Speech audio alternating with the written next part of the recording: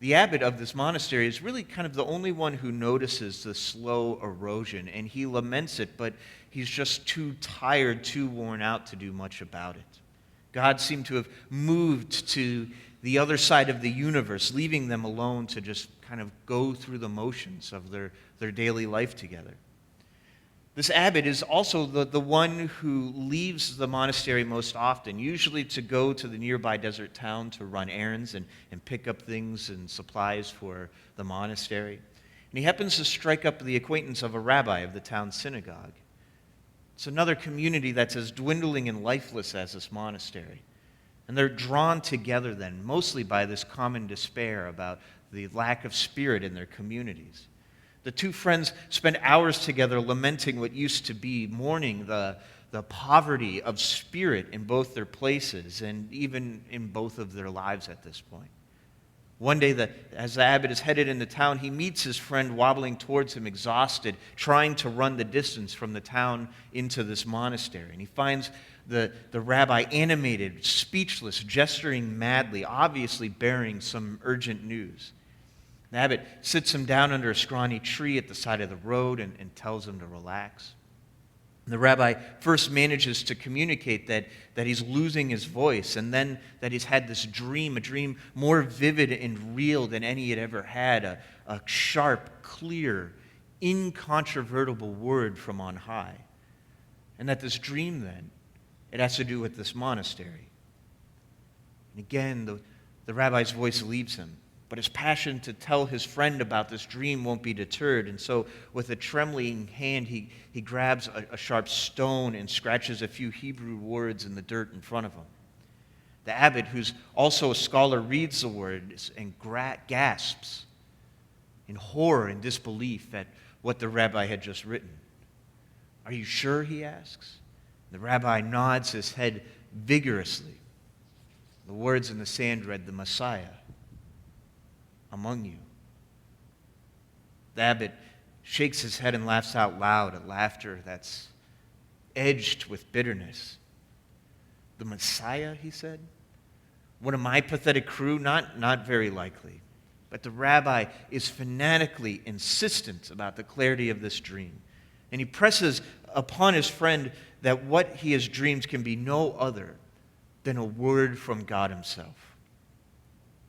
After bringing the rabbi home to his worried family, the abbot heads back to the monastery, finding himself haunted by the unyielding conviction of this no-nonsense man whom he knew to be an even scholar, who wasn't given into religious flights of fancy like this.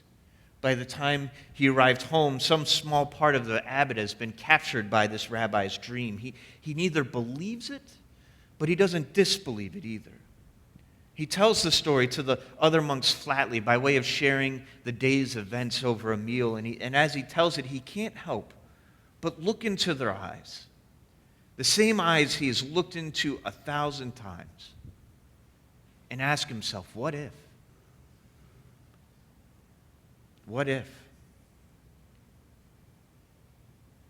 As the days pass, all the monks find that the rabbi's dream haunts them as well. They look at each other and they ask, what if? And imperceptibly at first, they find that they're beginning to treat each other more graciously. At first, it's that they only catch each other's eyes more often. Then they find themselves offering needless smiles or unnecessary kind words. Soon, the sharp edges of their daily lives have softened by something approaching mercy. As the months pass, they find themselves more ready to serve and even to defer to one another. They look out for each other's needs and little daily pleasures, a favorite dish carefully prepared, flowers set on a table, a younger hand assisting an older member into his chair. And they never believe, nor do they disbelieve the rabbi's dreams. As the years pass by, two things happen in this monastery. First, the rabbi's dream is completely forgotten. There's no more talk of the Messiah being among them. But even though that the dream is forgotten, their life together has become imperceptibly transformed. It's day-to-day routines, it's prayers, it's meals together, it's daily work are all lit with a glimmer of kindness and mercy, a bright reflection of grace. All because of a suspicion that they should perhaps regard each other not simply from a human point of view. Friends, sometimes churches get stuck in ruts. The most prevalent one, the one we hear about the most, is that churches get stuck in the rut of refusing to change. They get stuck in the rut of, this is the way we've always done it. That's the rut that everyone seems to talk about and worry about. But there's another rut that may be even easier to fall into and harder to get out of. And that's the rut of looking at who we are with tired eyes. And what I mean by that is sometimes I think what happens is that churches get so caught up in the minutiae of doing church that we forget to be the church. Things that once brought excitement and energy become chores. What we do becomes more of the focus than why we do it. How something's done becomes more important to us than who we're doing it with. And when that happens, then, is our eyes get too tired to see the possibility for new life or for the Spirit working around us. When that happens, then we begin to focus on our deficits rather than our assets. We see what we don't have rather than what we do. We see what we seem to be losing or lacking rather than what we're gaining as a church, and the church falls into a rut. Then what happens is fighting and squabbles over things that seem pretty petty in normal life break out. Cliques begin to form with certain opinions on how things should be done. People begin to point fingers and blame each other for the lack of spirit, the lack of life, the lack of resource that the church has.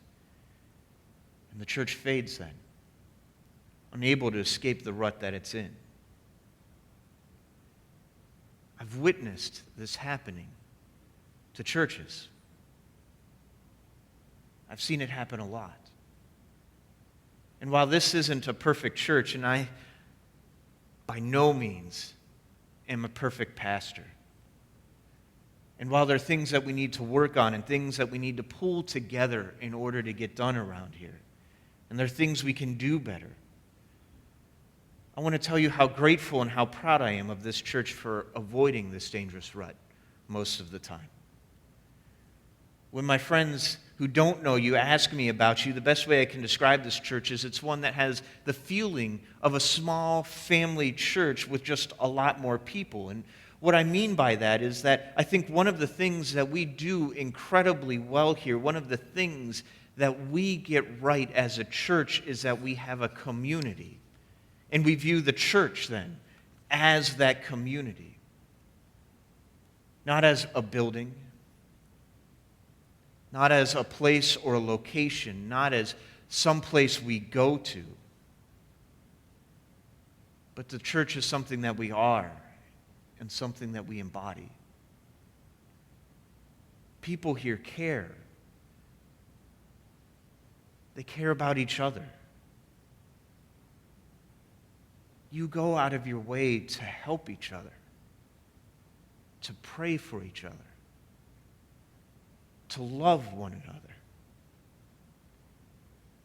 And you don't let the legitimate disagreements that we sometimes have around here interfere with that love. I read scriptures like the one in Romans 12, and I think to myself, yes, these are people who get it. They even understand it better than I do most days. What we're given here is such a gift. What we have in this community is such a blessing. Trust me, not everyone and not every church has what we have. Sometimes we get so used to being here, or we're so used to seeing what it is that we have, that we forget how incredibly blessed we are to have it. How the greatest gift that we have here as Westminster, the greatest gift we have is each other. How God has brought us together at this time and in this place, and how we can feel the Spirit moving in and through us. The funny thing is, if we take time to step back and we look around ourselves and take a deep breath, we can become so overwhelmed with the amount of love and compassion that this community has built here through Jesus Christ. And the thing is, though, that comes with a responsibility and with a duty with it. Because right now, there are people around us who are really hurting. And they need a community like this one. Right now, there are other churches and worshiping communities who are stuck in ruts. And they could use someone to remind them that the Messiah may very well walk amongst them. Right now, there are people amongst us who need to know that Paul's words aren't just words, but that there are people who live them out and take them seriously. Part of our challenge of being a welcoming church, a church that practices hospitality, a church that engages in the mission of Jesus Christ, is taking all the good that we have here and sharing it with others, helping others to find a sense of community and a sense of love and a sense of grace, like what we find here in this community. But we don't do those things so we can grow the church or so we can increase attendance here. We do it because it's the right thing to do. Because we want others to find what it is that we've found. And they may find it here, and they might find it in other churches. And either way, it is okay. Our calling may be to help another church find its sense of community and love for themselves, so that they can become more healthy and vital. But what we need to do is take the gifts and skills that we have here and invite people then into a new way of living. The question is, how do we practice hospitality? Not just in the church, but also out there in the world we walk into. How do we make life better for people by the way we practice that hospitality? How do we invite people in? Not simply into Westminster or this church or a church, but how do we invite people in to God's vision for their life? Now, if I had the answer for that, I'd be bigger than Billy Graham, I imagine. But I think the way we do it, at least in part, is by beginning to look at what we have here with fresh eyes.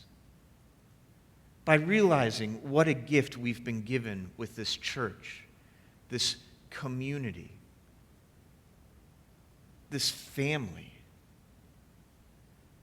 We do it by taking what Paul says here in Romans very seriously.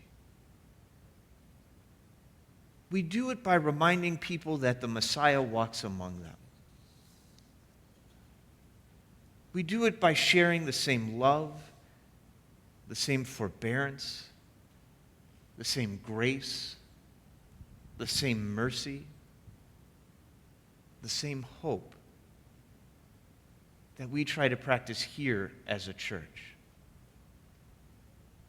Not with the goal of getting them to join this particular church, but in the hopes that they'll join the greater community of those working for God's kingdom. So may you go resting in Paul's words, finding your gift, and living in community. May you go proclaiming to others that the Messiah indeed walks in their midst. And may you go seeing your life with fresh eyes to all the possibilities, to all the hopes, to all the dreams that lay before you to share with others. Amen.